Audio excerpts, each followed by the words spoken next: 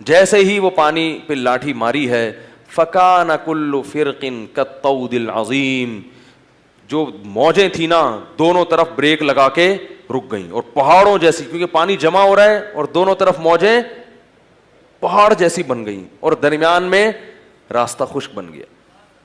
اللہ فرماتے ہیں ہم نے وجاوزنا ببنی اسرائیل البحر، ہم نے سمندر سے بنی اسرائیل کو عافیت کے ساتھ گزار دیا. فرعون کی عقل ماری گئی تھی کہ یہ موسیٰ کے لیے پہاڑ جیسا دریا رکا ہے، دریا پہاڑوں کی طرح رکا ہے، یہ اللہ کی ان کے ساتھ مدد ہے تاکہ ان کو بھاگنے کا راستہ مل جائے. اب بھی عقل سے کام نہیں لیا تو اس سے بڑا بیوقوف کون ہوگا؟ لیکن اس سے کیا پتہ چلتا ہے؟ طاقت کا نشہ، خواہشات نفسانیہ کا نشہ، کرسی کا نشہ بڑا خبیث ہے، بڑا خطرناک ہے. سب کچھ اپنی آنکھوں سے دیکھ کے بھی انسان کرسی چھوڑنے کے لیے تیار، بولو بھائی، نہیں ہوتا. تبھی دیکھ لو نا حکمرانوں کے حالات کیا ہوتے ہیں. قتل کروانا ہو، کسی کو مارنا ہو، پھینکنا ہو، مار دیتے ہیں جان سے، کرسی نہیں چھوڑتے. لیکن ان کو یہ نہیں پتا ہوتا کہ جب مریں گے تو یہ کرسی چھوٹ جائے گی. تو کیسی آنکھیں اندھی ہو گئی تھی. قرآن کہتا ہے کہ فرعون بھی آگے اسی خشکی میں اتر گیا، حالانکہ دیکھ رہا ہے یہ معجزہ ہے تو اللہ ان کے لیے کر رہا ہے، میرے لیے تھوڑی کر رہا ہے.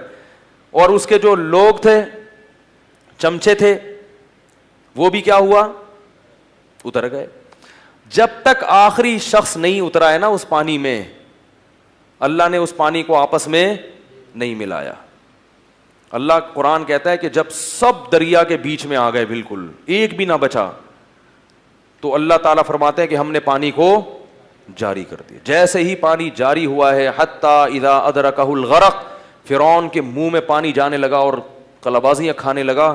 تو اس موقع پر کیا کہتا ہے؟ آمنت انہ لا الہ الا الذی آمنت بہ بنو اسرائیل، میں ایمان لایا اس بات پر کہ اللہ کے سوا کوئی عبادت کے لائق نہیں، اور اسی رب پر ایمان لاتا ہوں جو بنی اسرائیل کا خدا ہے. قرآن کے الفاظ ہیں الآن وقد عصیت قبل، اب ایمان لا رہا ہے، اس سے پہلے تو اللہ کی نافرمانی کرتا رہا. اب تجھے دو سزائیں ملیں گی، ایک تو جہنم کی آگ ہے، یعرضون علیہا غدوا وعشیا، صبح بھی تو جہنم کی آگ میں جلایا جائے گا اور شام کو بھی تو جہنم کی آگ میں جلایا جائے گا. یہ قبر کا عذاب ہے، برزخ کا. وَيَوْمَ تَقُومُ السَّاعَةُ، اور جب قیامت قائم ہوگی تو جہنم کی آگ ہے. أَدْخِلُوا آلَ فِرْعَوْنَ أَشَدَّ الْعَذَابِ، حکم دیا جائے گا کہ فرعون کو اس کے آل اور اہل و عیال سمیت اس سے بھی زیادہ سخت عذاب میں ڈال دو، ہمیشہ ہمیشہ کے لیے. وَإِذْ يَتَحَاجُّونَ فِي النَّارِ، فرمائے اس وقت کو یاد کرو جب یہ جہنم کی آگ میں بحث کریں گے، لڑیں گے، کہیں گے قال الذین استضعفوا، جو فرعون میں ماتحت رعایا تھی نا، جو فرعون کی چمچا گیری میں لگی رہتی تھی حکمرانوں کی، تو یہ کہیں گے کہ انا کننا لکم تبعا، دیکھو ہم نے تمہیں دنیا میں فالو کیا تھا، تم دنیا میں ہمارے کام بناتے تھے، ہمارے اٹکے ہوئے کاموں کو پورے کر دیا کرتے تھے، اسی چکر میں تو ہم تمہاری اتباع کرتے تھے. تو آج تم کسی طرح سے اللہ سے کہہ کے یہ عذاب ہم سے دور نہیں کر سکتے. تو اللہ فرماتے جو بڑے ہوں گے نا حکومتی، وہ کیا کہیں گے؟ انا کل فیہا، اس عذاب میں جیسے تم جل رہے ہو ہم بھی تمہارے ساتھ جل رہے ہیں. ان اللہ قد حکم بین العباد، اللہ اپنے بندوں کے درمیان فیصلہ کر چکا ہے، اب نہ ہم تمہاری فریاد رسی کر سکتے ہیں اور نہ کوئی اور. قرآن کہتا ہے پھر یہ جہنم کے داروغہ کے پاس جائیں گے. وقال الذین فی النار لخزنۃ جہنم ادعوا ربک یخفف عنا یوما من العذاب، کہ اللہ سے جا کے کہو، جہنم کے فرشتے سے کہیں گے اللہ سے کہو ایک دن کے لیے ہم پر اس عذاب کو ہلکا کر دے، ٹھنڈا کر دے، اس کے بعد دوبارہ آگ میں ڈال دینا. تو فرشتہ کہے گا اولم تک تأتیکم آیاتی، کیا تمہارے پاس اللہ کی آیات نہیں آئی تھیں؟ کیا تمہیں اس عذاب سے ڈرایا نہیں گیا تھا؟ وہ کہیں گے بلا، ڈرایا گیا تھا. تو وہ فرشتہ کہے گا فدعو، پھر تم خود ہی پکارو. وما دعاء الکافرین الا فی ضلال، اللہ کہتے ہیں لیکن آج ان کی دعا قبول کرنے والا کوئی بھی، دنیا میں ایک آنسو انسان ندامت کا بہا لینا، یہ ایک آنسو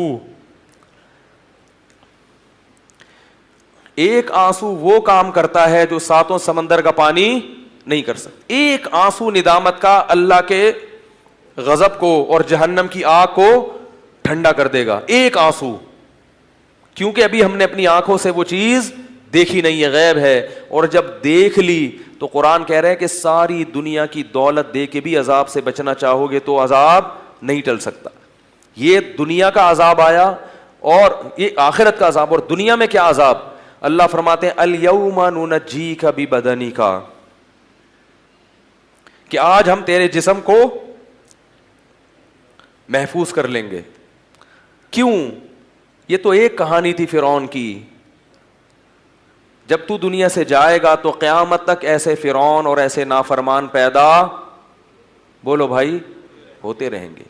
تو آج میں تیرے جسم کو محفوظ کر لوں گا, لِتَكُونَ لِمَنْ خَلْفَكَ آیا, تاکہ قیامت تک آنے والے انسانوں کے لیے تو کیا بن جائے؟ نشانی بن جائے, عبرت بن جائے.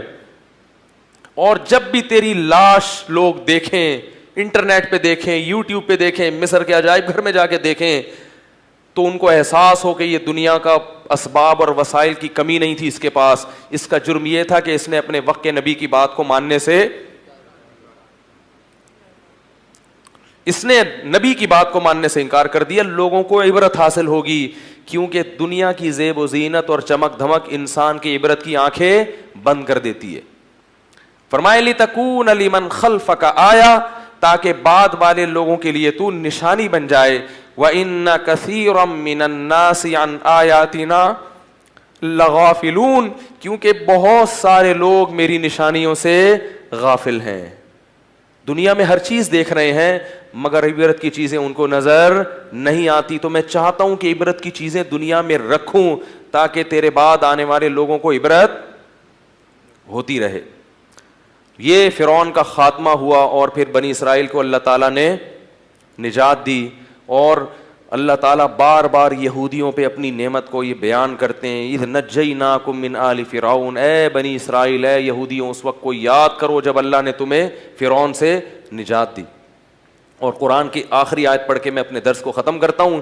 وَأَوْرَثْنَا الْقَوْمَ الَّذِينَ يُسْتَضْعَفُونَ مَشَارِقَ الْأَرْضِ وَمَغَارِبَهَا الَّتِي بَارَكْنَا فِيهَا, فرمائے زمین کی کمزور ترین قوم کو ہم نے زمین کا وارث بنا دیا. کیوں؟ بما صبروا, اس لیے کہ انہوں نے صبر کیا. نالائق تھے مگر پھر بھی حکومت کا ساتھ, بولو بھائی, نہیں دیا, وقت کے پیغمبر کا ساتھ دیا.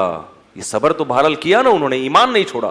بدعملی تھی, اعمال میں گڑبڑ تھی, مگر اپنے دین اور مذہب سے دستبردار نہیں ہوئے. ساتھ کس کا دیا؟ موسیٰ علیہ السلام کا. اور ایمان پہ ڈٹے رہے, نمازوں کو قائم کرتے رہے. اس سے پتہ چلتا ہے میرے بھائی ایمان بہت بڑی دولت ہے. تو اللہ ایمان ہی کی بنیاد پہ نجات کے فیصلے کرتے ہیں. اللہ تعالیٰ سے دعا ہے کہ اس واقعے میں جتنے بھی اسباق ہیں اللہ تعالیٰ ان اسباق کو ہمیں دل و جان سے قبول کرنے اور اپنی زندگی میں اختیار کرنے کی توفیق